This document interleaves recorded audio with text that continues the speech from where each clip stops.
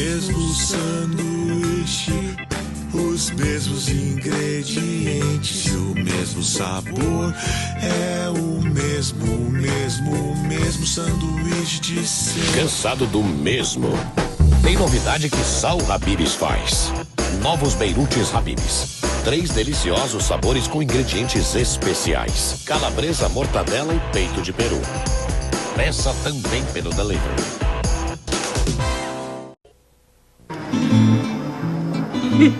Ô Manel, viste a última dos brasileiros? Vão vender o nosso pastelzinho de Belém lá no Brasil.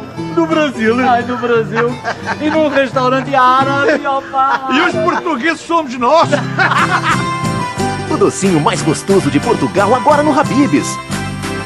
Pastelzinho de Belém. O doce é português. O preço é uma piada. E olha que o preço começa com 0, pá. Mas o preço não começa com P, começa com P.